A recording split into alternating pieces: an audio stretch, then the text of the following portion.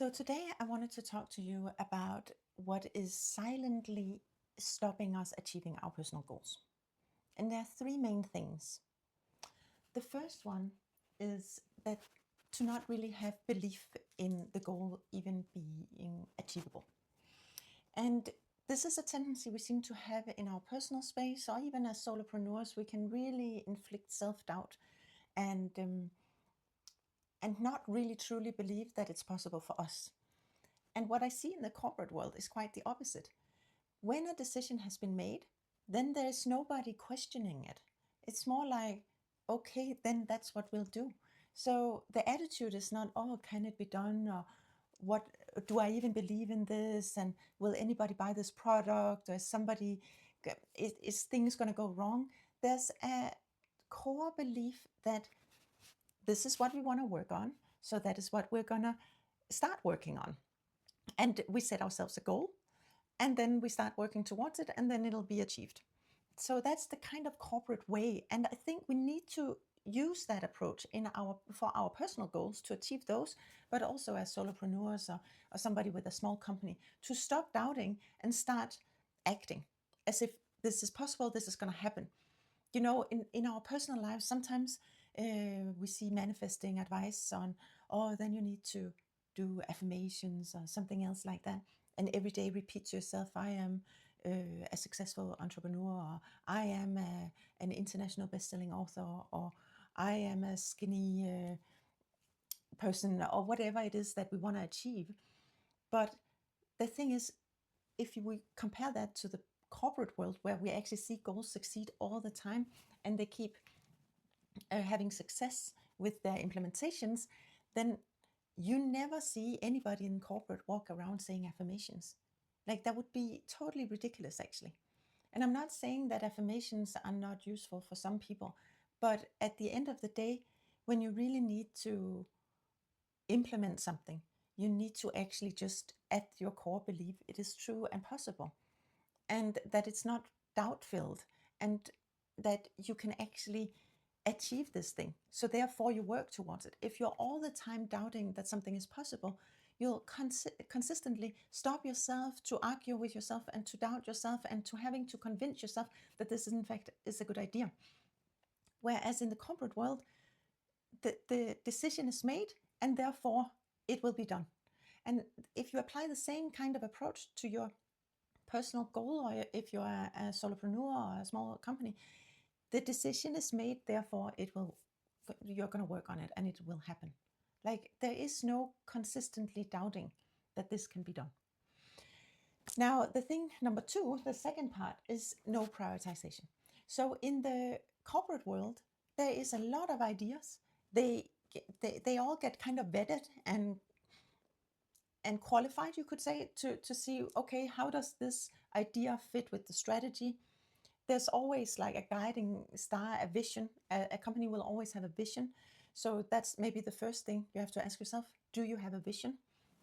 What is your guiding star? What is it that what is your overall idea, and where do you overall want to go? What do you see yourself as? What do you see yourself contribute to the world with?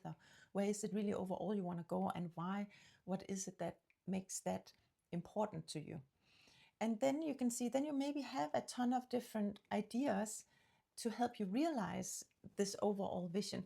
But you cannot work on 15 different ideas in the same time. It's not that your 15 different ideas are not all good and should all be realized at some point in time, but there's still a prioritization that has to be done in the beginning in order to only work at one goal at a time. So otherwise, if you initiate your 15 different ideas, none of them will manifest. So that's just where this corporate world and the approach that the corporate world has, we should embrace that, and we should use that for our personal goals. Because the thing is, in corporate, what they do is they have an idea, they qualify it, they see how the strategic fit is, they see if it's worth the while. So what is the benefit versus the effort? They see, is there an actual market for this? Is this something that's going to add anything? And then once that bare minimum qualification has been done, then you can prioritize it amongst the other ideas where you have done this minimum scoping, you could say, of or qualification of that idea. So let's say you have 15 different ideas. You need to, first of all, be a little bit rough and say, is this going to make the change that I want to see? Is this going to make the change I want to see? Is this going to make the change I want to see? You kind of need to have some rough kind of way of qualifying to begin with. And then you maybe end up with 4 or 5 things that is relevant. And then amongst those, you want to prioritize. Okay, you can only really focus on one thing at a time. So therefore, you're going to go ahead and between those 4 or 5 ideas, you're now going to go ahead and dig a little bit deeper into what is the cost benefit.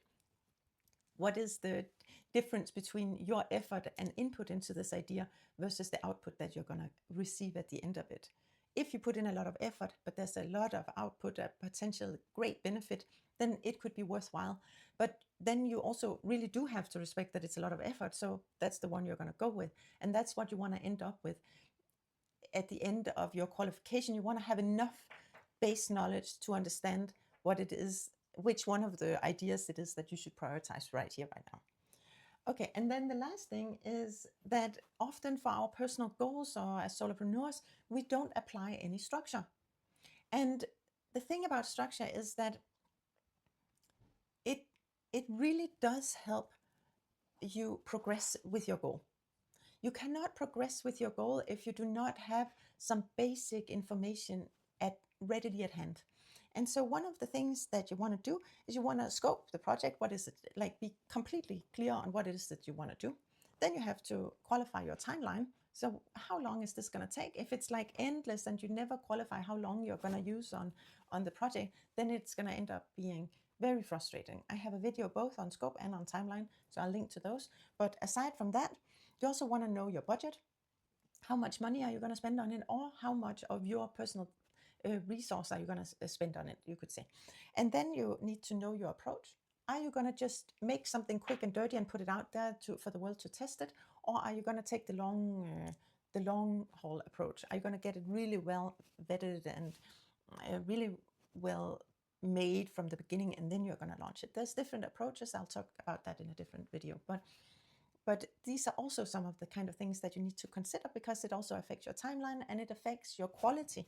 Because the more time you spend on something, the assumption is the better quality it is, right? But not everything needs super high quality, but some things does. So, and then you can say another thing that the corporate world does that we tend to not do as individuals is also to track our progress. We have made a plan. This is how I'm going to approach my project here. This is how I'm going to get it done. And then if I say I have a 20-week plan and then I'm going to launch my course or whatever it could be, or I have a 6-month plan and then I'm going to be done writing and editing my book, whatever it could be, from the beginning to the end, there's different milestones and there's different things that you want to go through. But are you tracking your progress? Are you following up? It's not like in the corporate world, we often don't complete things totally according to time and the original go live date.